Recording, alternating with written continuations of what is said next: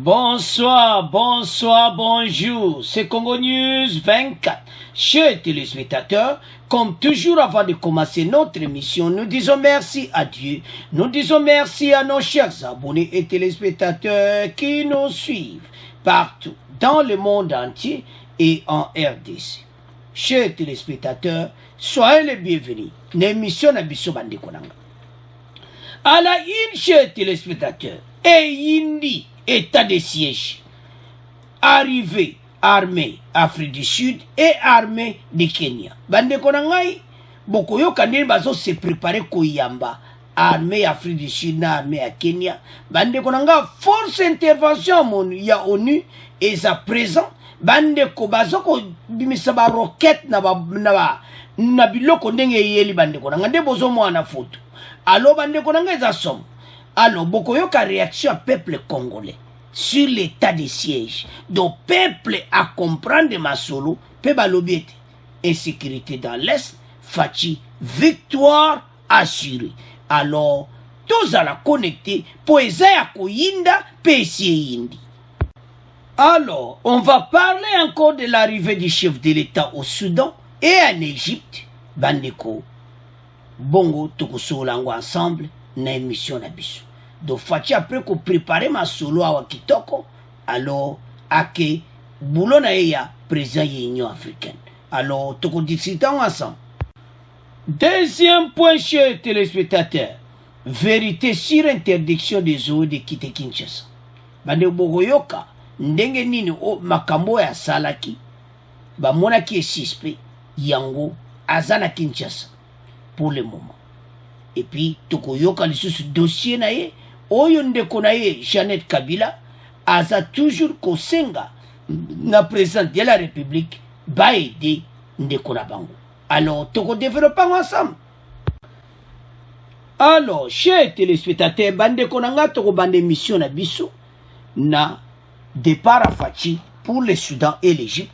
Après toko loba oye yindi oyo kaba bomba kosaka na ngote kiti na kati ya Beni ndeni ba armée ya Afrique du Sud na ya Kenya bazako kita bande ko bokotala be extrait eza somo émission oyo esi yindi na ngo avant même émission banda ala une bande ko ngande tozo banda na point oyo Fachi s'est envolé pour le Soudan.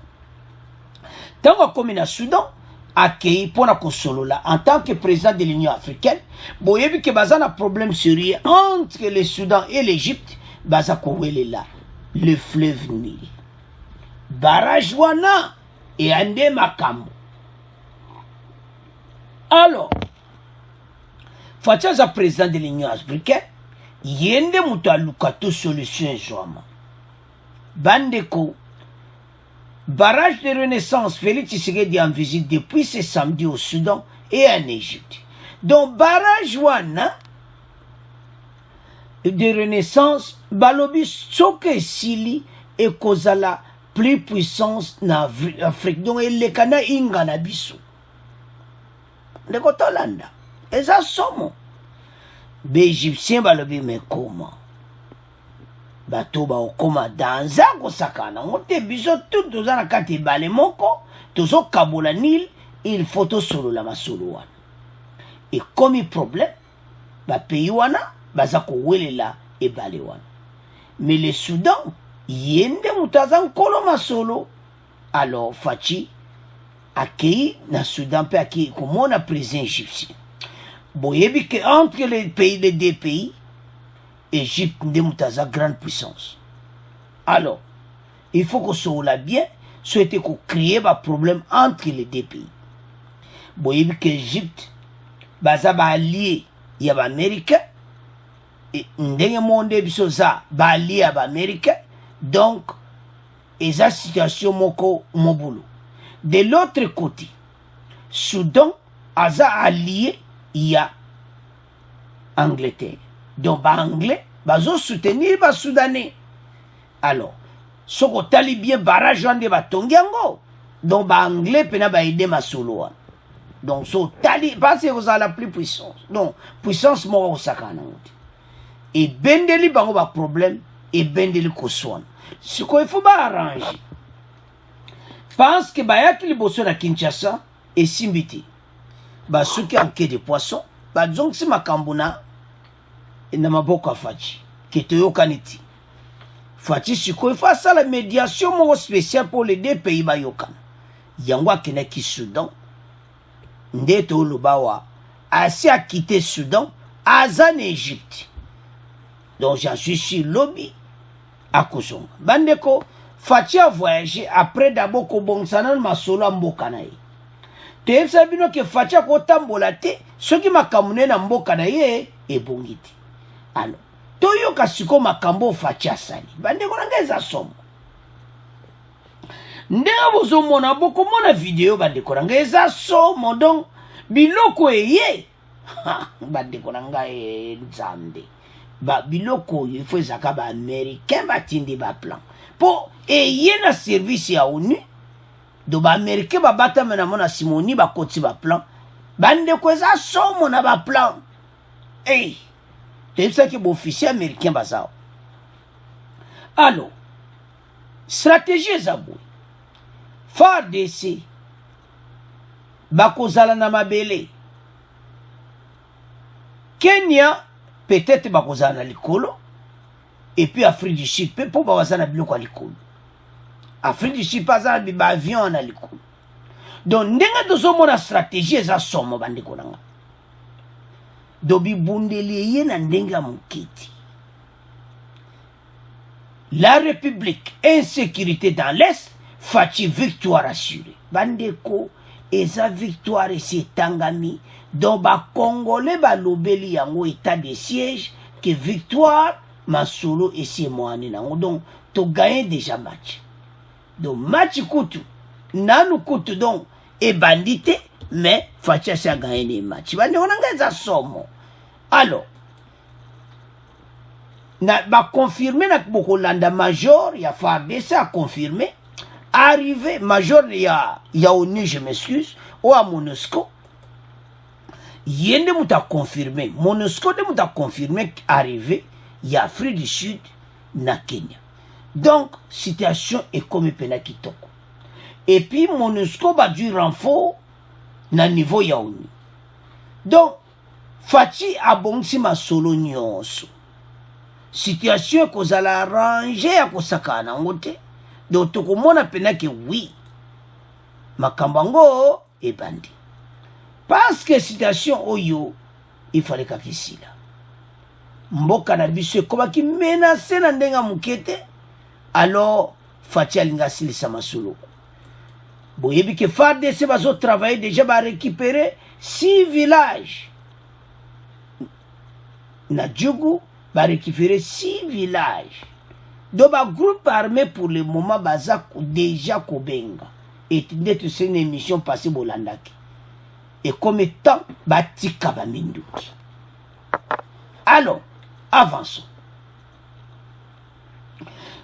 sikoyo FARDC bakozala bakosattake na se parce que Faci na ndenge préparé makambo oyo non yango azaki pena kimia tango makelo anezosala Faci azane kaka kimia ayeba ke masolo ekosila nango et comme étant ya kobenga na banguna oyo ya ADF oyo banyokoli EDC tamulai bandeko na ngai et comme étant oyo mboka ekoma na kimia to souffrir bede ezaki pasi donc il est temps d'éradiquer ces groupes armés et puis na même moment barenu ezosalama bandeko tangu kaka banommé lieutenant luboya na lieutenant ombango mibale na Beni na Ituri mbala mo baconvoqué bavoisin masolo situation yo comme temps ba mettre fin nango les 5 pays la CIRGL basangana qui pourrait éradiquer les groupes armés locaux par des moyens non militaires c'est-à-dire bayokani bango nyonso bagroupe wana ya biso oyo bakota zamba bazonga na kati ya FARDC et puis soyo bazongi fo bakuluka baentraîne bango malamu parce que bazoya déjà bawuti na kati ya zamba alors bagroupe wana baza désarmé déjà il faut bango baluka moyen ya ko intégration mo ezala kitoko parce na kati na bango ezaka bakongolais te eza na ba infiltré ba Rwandais eza na kati ba infiltré baza na kati alors tolingi to vivre ba sort auto vivaka nango liboso to gaye masolo après ba infiltré baza na kati ya masolo non era ngo taka bazwa bango batindiki bango soki wapi ubi botindiki bango tuna kini ba ko vana Kinshasa pona ko lukake bana ba buli suscité après wana. Alors avant de continuer mission na biso to landa extrait oyo bibundeli oye ndeni baso se préparer ko yamba armée Afrique du Sud na Kenya bon to continuer mission na biso. Major Ari Fukuri Olobelia Lipinga Monisco na Beni liboswe ba pandisango sakoliete Lipinga ya bai Monisco et yekosala na état de siège ya yambo esili kokoma wengumba Beni. La première unité d'intervention déjà sur place. Na yango tozali koyamba Lipinga ya yambo esili kokoma na Beni bai Kenya pe bazali komilengela koya ba Nepalais pe ba Sud-Africain neti lobamaki. Yango pona koluka kotia kimia ou itando botala ba roquette bandeko nanga eza ya koinda tukosala yango pote kimia kwa kokota ipa bien permettre de réagir au plus vite. Ungambo ya mapinga ekolo Congo démocratique lieutenant Anthony Mwaloshai asakoliete mapinga ekolo Congo démocratique ezali ko milengela pona kosilisa basiba mindoki obituka ya nord ya Kivu pe Ituri. Alors, bandeko nanga tolandi biso nyonso wana. Donc c'est clair. D'abord service intervention ya ONU baza déjà sur place. Premier lot en matériel makambo belba. Bande sona tali ba roquette wana. Eza mobulu. Et puis tu en sais comment arriver ya Kenya baza komi bongisa et puis ya Afrique du Sud. Donc bandeko nanga eza somo. Tebisa bino ke facha zo silisa masulu wana. Mais bele boyebika et belé, bah toujours ne va doute, mais les loyaux. Après qu'on a des missions, ça a une confirmation de ma soleil aussi. Pour que tu as le modèle de la roquette, tu as un moni. Wana soke betika mbala modon ADF baza kupanzana. Yango, ba groupe armé, ouais, miki bayoki masulu. Ba lui biso, il faut te tika na biso déjà. Bande konanga eza somo.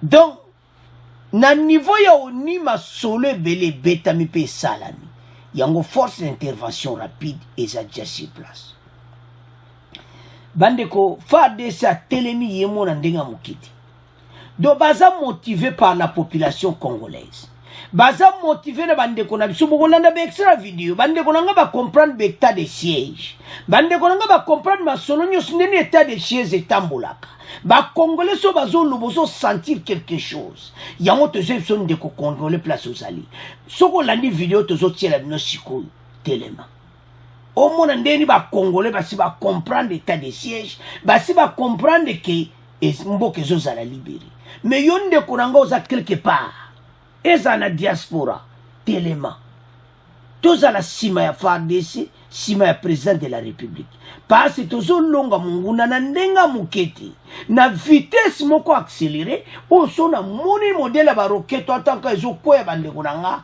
bato na ba ko résister donc ya ko sangana ti to kolanda extrait na ba extrait wana bandeko musulman moko akoloba musulman na lobe zo sala bango passe pour bango bakata batu mituti sikoyo ba père de leader na bango pona koloba vérité ba bomi les leaders na bango azaki assassiné bokoyo kapé ba batabazambala pe bakoloba bande ko na suba musulman parce que ba yebi que ndenge ba lui baza besoin kimia bande ko tango yo ka peuple azoloba donc basi ba comprendre nyonso donc basi ba comprendre facha sa longi masolo yango bozo mona wana ndenge bambami wana était victoire certaine donc ezako sakana ngoti alertés par les habitants, les unités commando déployées depuis environ 2 semaines dans la région ont lancé l'offensive depuis jeudi. Kaka jeudi oyo tangba poni ba lieutenant mibale ko diriger yango Donc déjà offensive depuis jeudi contre les positions des miliciens. Donc bango nyonso bazutika bamonite comme temps ya kotika bande kona ngai makambo oyo ezosila tozomwa dia lumière parce que peuple a souffert mingi tokomi na temps oyo Congolais asepela to souffrir mingi yango mon le groupe armé fictif oignons actif je me suis le groupe armé actif dans les territoires nyonso kuna Nord Kivu babandi mena kosenga ete batiki na bango minduki nasi si bayoka jama solo po bibondeli oyo ba présenter on kaka boyil donc bamo ba moni yango do yindi. Alors la date d'ici mai etikali na histoire le 6 mai Fachi asalaki état de siège asisaki masolo abeni peuple akomi na kimia bandeko ezokoma parce que makambo ekomi na niveau ya ONU pression bapays européen tout batiango miso et puis batindi bamatériel mpo nga so totali ka qualité ya babombo wana nde totali barokete wana eza na ndenge ya mokiti do Fachi mpe nazopanza bango do bakosila penza do ndenge baza wana baluka dia nzela kokima bo comprendre kaka que armée sud-africaine na likolo armée Kenya bazali donc baza na baavion de chasse Afrique du Sud Kenya aza na baavion de chasse mais biso kaka toza nango te mauvaise volonté ya bato bazalaki wana pendant 18 ans parce que tant nolo makambo esalaka parce komona ke bapays voisins Angola bapays sud-africain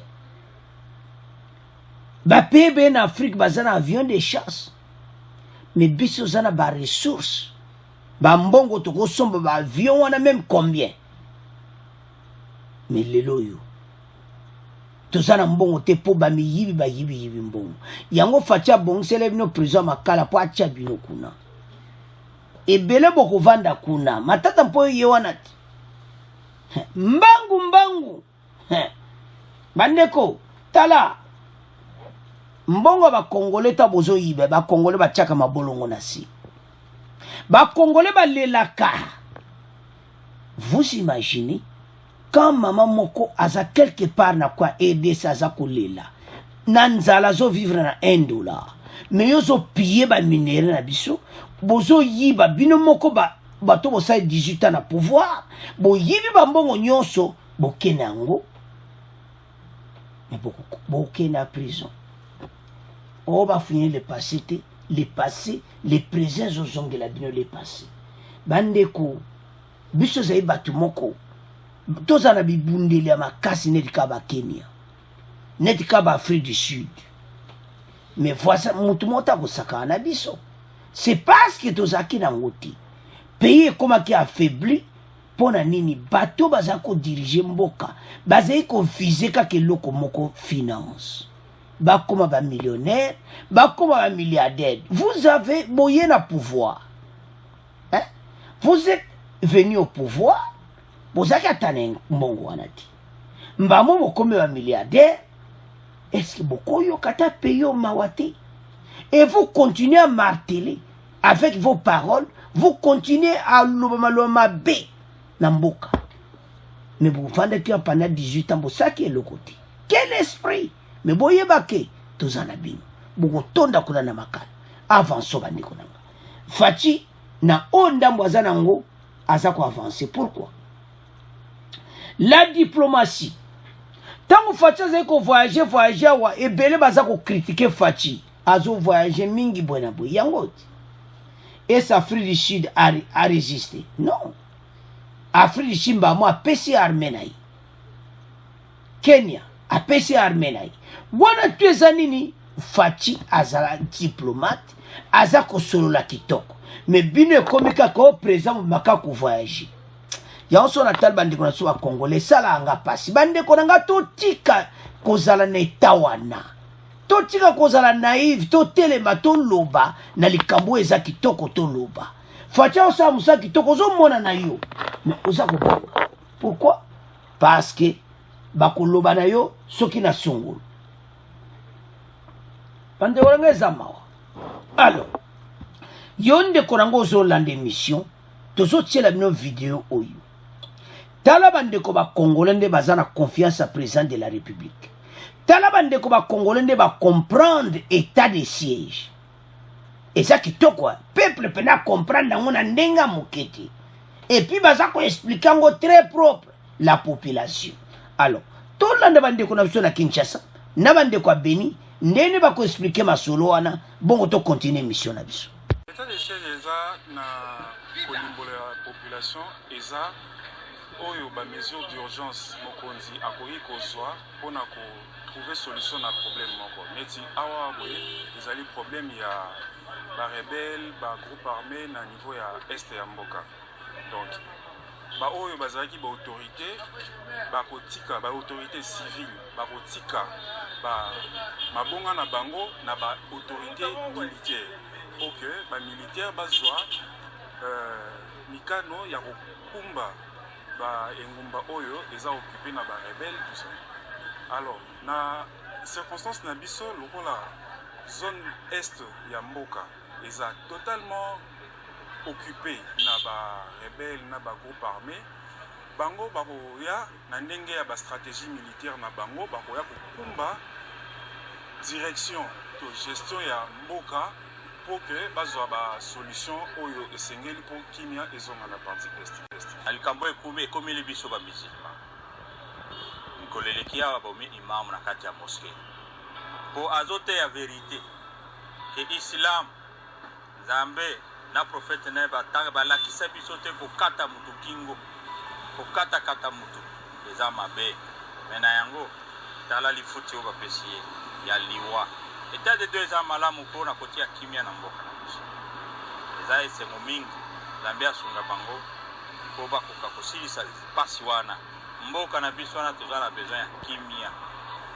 Kasi yango ekosala ndenge nini concrètement? ingolakisaki bainstitution nyonso na province to na ville oyo aproklame état de siège wana ekozala dirigé par bamilitaire bapoliticien bagouverneur civil na minute wana président ndenge aproklame état de siège baza lisusu na mandat lisusu te donc baza loka suspendi donc président suspendre bango atie na minute oyo bamilitaire mutu bakodirige mboka to province.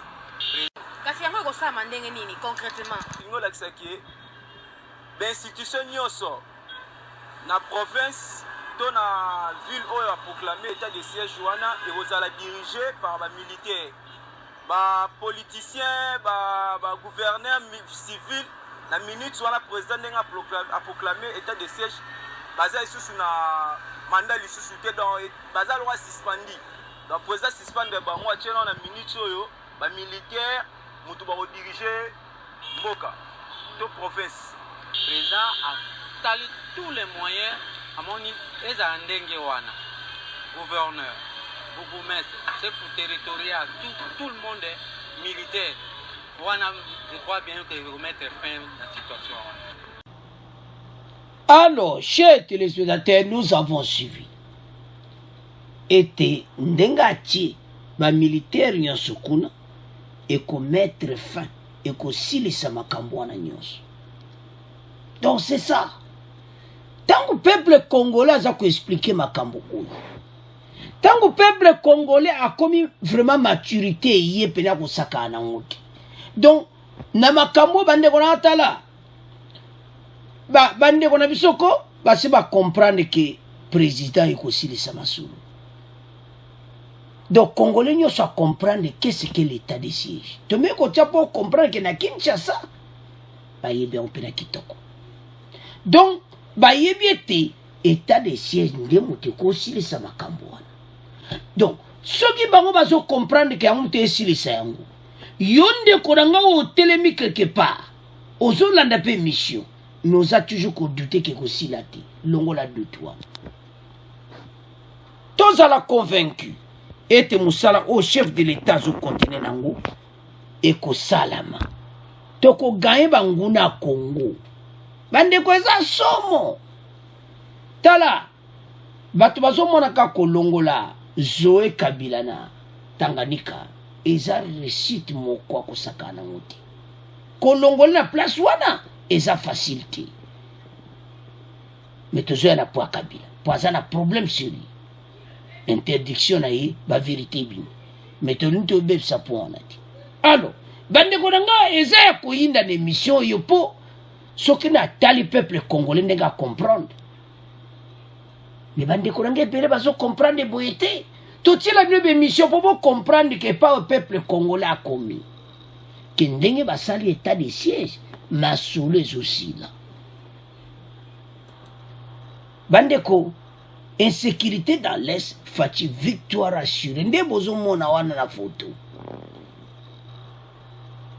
FARDC atia kozana biloko ya minene boyete azana moya ngo ya mikoi mais oyo eye ezana ndenga mukiti renfort bazo fungula ngo na kespo talaka bombe basoda mibale bazo bomba soda mo ko bomba nguti bo comprendre ce qu'on est eza kilo bombe wana et puis ba matière au sala biloko nyonso ba bombe e wuta ke pa na biso ba cobalt ba do ba produit bela ko sa ba bombe e wuta ke pa na biso ah nzambe nanga RDC voilà notre pays ko à partir de makambo FARDC faut comme une grande armée ba vansa masolo me finance ezai kozanga mais bande ko soki bo pesi fachi ndenga zawana sala kaka ti 2028 bokondi makambo tozolo batoko comme grande puissance tala ba roquette bozomo na ba photo wana ba matière nango zo wuta na RDC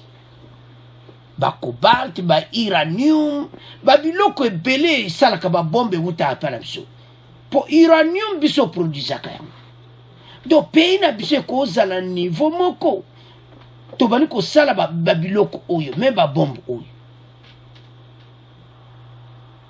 pays ko koma puissance moko kusaka na ngoti fatia yiko kuta pays mawatu nasi ina mwa mikoloka ya sali dans la place à Komisimboka.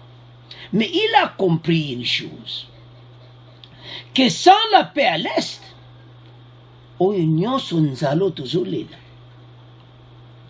ekozala kitoko te okoki jamais kozala koza kolia mozala sécurité te parce que yazala besoin tia paix na RDC mobile yango bomoni sama lukonde akenaki mbangu na okatanga epa bakata katanga babanaye babiloko na bango kosilisa masolo kwa bandeko bazo benga gouvernement ba guerrier mais eloko salanga mawezani ke ba congolais bazo comprendre musu bazo comprendre ti mais sengo nanga ezake ebele basi ba comprendre to landi wana biso nyonso congolais za ko expliquer état de siège proprement.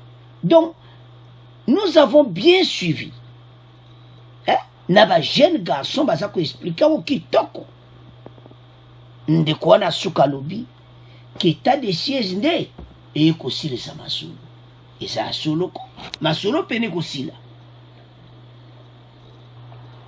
et l'autre ntolo ba wezake mboka na biso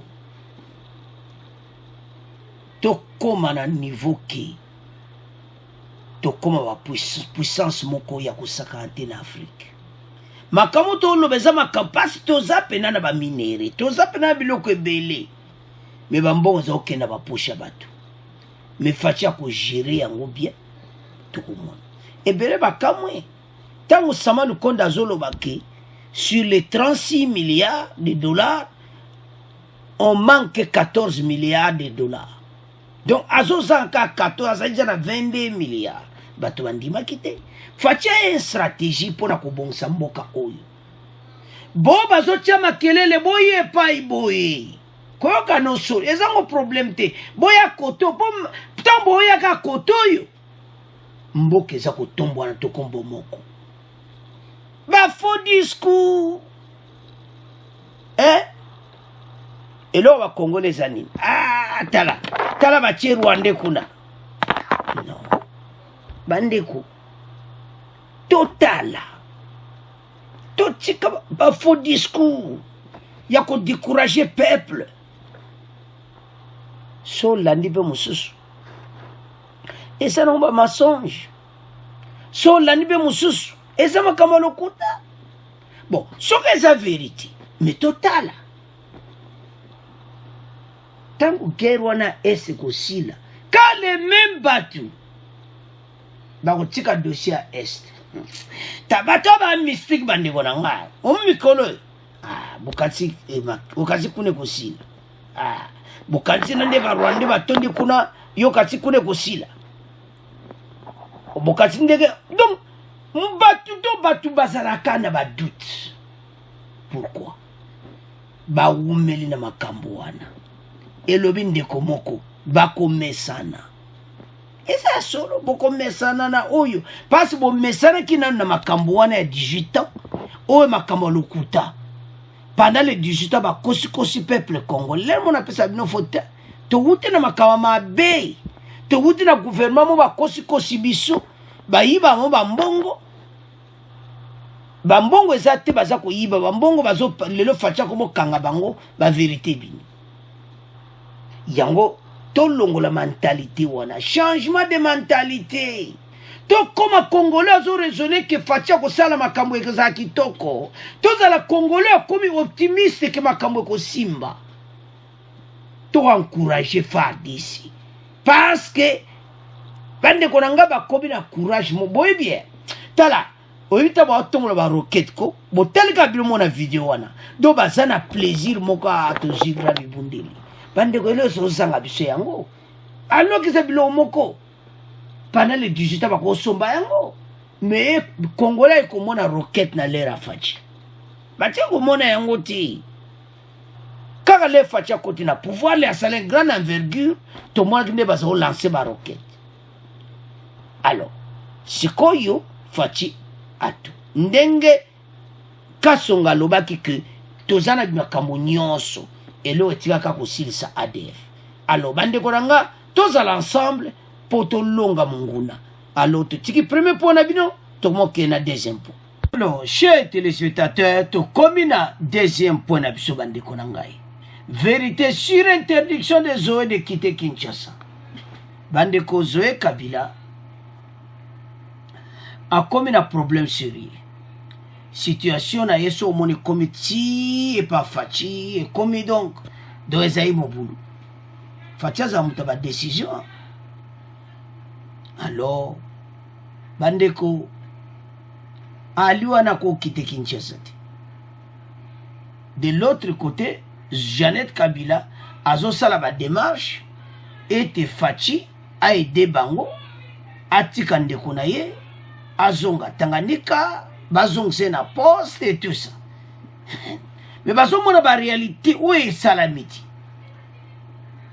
amona nite na Tanganyika depuis ba yebi kutu côté azat est-ce que possible mona gouverneur ba de tozo na point pour comprendre pourquoi a interdit à ozonga kuna to tjelibina bogo tanga déjà donc situation zawana au mona wapi gouverneur a tiki province na ye a voyagé a yebisi me batu na ye pa kiti batu ne kutu ba yebi kututi batu mususu pe donc na makama motion pende ba pesa ki a yebi date motion oyo kozala date il fallait défendre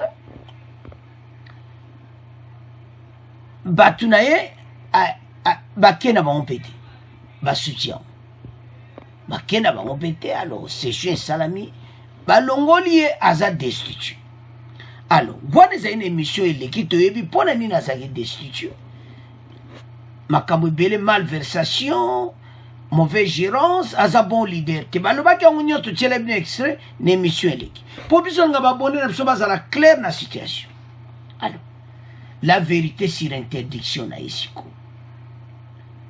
il a quitté Tanganyika na Mwanda ok kosala nini na Mwanda avec la frontière avec l'Angola ok kosala nini na Mwanda ville portière na biso oyo ekangama na Angola. Situation ezali flou. Aju vol akiti na Kinshasa. Kinshasa pamoni ya ye aner bazama yele na ye. Il faut féliciter notre service de sécurité. Balandi malembe yaya kingankati après ba yaya yewana abendani nzela wapi ya Congo Central so wakenaki nzela nini, on n'a pas précisé si c'était par route ou bien par avion, on n'a pas précisé. Pobilongo biso ngato za la clair yaya na mwanda oh, j'en suis sûr. Ma service de sécurité bazaki simana soka kena na avion bata sécurité pe ko zaka vol mon penaye na mwando wo so ba quelle par route ba ko zape vol mon kona yo na voiture ko la lande pe na sima sécurité bazaki mayele na. Avance. Zoé Kabila ne sait plus se rendre à Tanganyika. Le jeune frère de Joseph Kabila, ancien président de la République, est interdit de quitter la capitale congolaise depuis 2 mois. Plusieurs de ces tentatives de regagner Tanganyika ont été empêchées par la hiérarchie apprendre des sources concordantes. Donc, ma pékisi a quitté. Ma tentative de solinga que Tanganyika, bazo pex. Et je me suis azonga Tanganyika, bazo linga ye azonga Tanganyika te. Parce que, Azasu, enquête si je comprends bien. Zoé Kabila a quitté Kalemi, chef-lieu de la province de Tanganyika, au mois de février, à destination de Mwanda, en passant par Kinshasa. Comme Ndenge Mediana Bissou va reporter. Donc, situation Oyo, Bandeko Nangai, et sa situation Moko, très très sérieux. A quitté na Kinshasa, Yewana, après, accueilli. Donc après Kaba réunion, peut-être na Kingankati, petit masolo, peut-être pas à cause de mission de service, tout ça, entre on a vu na basolo pe na Kingankati, tala kopne kozala, watu imagine kaka. Pongana yo, tu masolo basolo na Kingankati. Après Kingankati, tous les masolo salami. Yaya a dû la Mwanda. Comme nous l'avons dit, on ne sait pas s'il était parti par route ou bien par avion. Il est arrivé à Mwanda.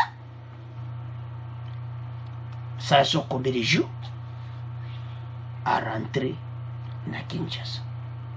Service de sécurité, Bazanaye, balobi, okosonga Tanganyika te. Bandeko Zoé, donc Batia bazo boule kazana ba makamususu. Oyo ngana yo to ebiti. Mais la service de sécurité à RDC ba yebi. C'est pour cela il a été tele misaki ko zonga Tanganyika te, vanda na Kinshasa ola na Kingankati, vanda wana. Donc va bloquer. Il ne peut pas rentrer. Anti-tab investigation de ça. Donc si je comprends bien. Et l'autre dont le bas est d'abord, occuper gouverneur na province frontalier. Province frontalier le col à Tanganyika et sa province moko stratégique, nzela ya Tanzanie, Dar es Salaam. Donc, aux occupés place moko frontalier. Et puis les choses sont voyagés na Mwanda frontière. Donc, le mouvement est tout yébiti. Boyebi ke kota Mwanda kuna Kabinda, Angola pe baza mo ba dossier kuna na batu mo pe baza kana Zamba kuna do ba dossier mo. To pe sakaidi. Alors, Zoé Kabila bazo boule makambo beli. Ba Congolais pena baza pena na confiance penati. Vu ce qui s'était passé pendant les 18 ans, Congolais baza na confiance na bango teto za la ka clair. Même quand il était à la tête, Ndenga Zalaki gouverneur, Batu Bazaki mal à l'aise. Ngana yo tozai koloba. bato bazali na besoin kaka ya longo. Est-ce que parmi ma gouverneur baza destitué? Pourquoi y a yé et ma kelele? Pourquoi bato ba sepelaki? Pourquoi peuple congolais a sepelaki la jour ba longolaki?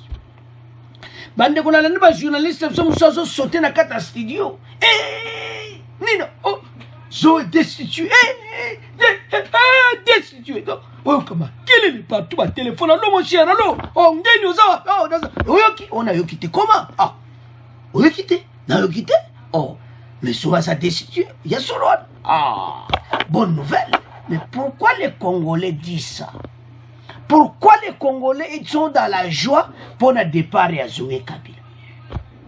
Donc c'est-à-dire, les Kamboumoko Zalaki Wana, il y a un sa peuple congolais téléma. Il est temps aussi ma aider c'est ma beaucoup mi balé. Biso de ce téléma, tu avancer dans mon cannabis. Alors, maintenant de l'autre côté, tu as un dossier à mi balé. Maintenant, tu comprends pourquoi bah interdire à voyager pas à Kenaki Mwanda. Mission et banité gouverneur qu'on voyager bon côté. Sans mission, tu as battu des missions moko privées à partir ou bien à Kingankati. On ne sait pas. Alors, Jeannette Kabila, maintenant, azo senga na fachi, bazong sandekone gouverneur, batika ndekonaye azonga Tanganyika. Donc, yé le kola zakuna na parlement na biso, azo senga, batika ndekonaye. Ah, batika ndekono. Azonga Tanganyika. Boso azongi. Oh, bazong se na poste ne facha zong sa na ebite so bozo ebate. D'abord, asa une infraction baza ko investiguer. Ba ebili kamako sala kunati. Après passer les jours à Kingankati, on ne sait pas ce qui s'était arrangé. On ne sait pas pourquoi il est parti là-bas. Ngana yo, tu ebite me va congolais, ne va abonner, ne va zona. O talaga va commentaire, o comprendre, va si va ebi. Makambo ya ngake na Mwanda. Mais biso te msu journaliste yebi na oti. Mais va abonner yo. Spécial. No mona ngaka na va commentaire, na sa kena ki Mwanda. Alga sala boy. Donc bango déjà va boulaka. Et puis ba boule là bango ya ba abonné l'air mo que ça va vrai boule total là pour mon appelle makambalo il pesa solo et salami. Alors peuple congolais pour le moment aza vraiment donc alors Jeannette Kabila mission na yo na ndimite ko simba ozo senga fatia zong sandeko no na ndimite déjà va bloquer na Kinshasa. Deuxièmement, c'est ma gouverneur et Tali Fachiti. Et ça, comme ministre de l'Intérieur, à côté, la même ministre de l'Intérieur, union sacrée, yo somon union sacrée, l'ongoli mouti, union sacrée, zozong samoto. Et ça, ya koinda, et si yindi, donc, akei. Alors, mission, il y a Jeannette, et ça, n'a mon boulot pour le moment, à ça, n'a problème. Alors, la question qu'on se pose, pourquoi bazo zala passe yo sabona motema ce qui a longo gouverneur à Tanganyika. Donc ça qui est loko moko très important. Donc mission moko peut-être des awananga notre éviter. Alors peuple congolais tout ce pays là. Yonde ko place aux ali telema. Tala fatinde mboke zo changer. Lelo bazoe Kabila ba komi bato bazo longola na poste.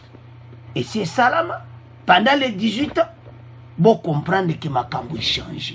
Totika kola la pongi, totelema derrière notre président, ou azama kila na biso, ou azali congolais, tozala simanaye pour to avancer mboka na biso. Banguno nyonso balingi EDC bako kima. Bon moni ezo salama, bo tali ba vidéo na émission yo bane bandeli. Bon moni ba preuve to otiela bino pour congolais comprendre que EDC change. Masola est kosila. Tanganyika wana tojo vrai gouverneur, vrai congolais ko vanda wana okoyo ka shemba dego salami banda ya côté gouverneur. Banda zo ya côté gouverneur problème na problème. Alors de commettant tous à la sima mwana mboka. Alors bande ko ngai to bando comme on a fait émission na biso. Merci nande bola l'émission. Donc Jeannette Kabila en tout cas ton dimité cop négosimba. Alors comment tu as bino, bon continuer à s'abonner massivement, bon continuer à partager ma bande, bo aider ndenge bosalaka ba conseil tout ça. Alors merci d'abonner. Au revoir, à la prochaine.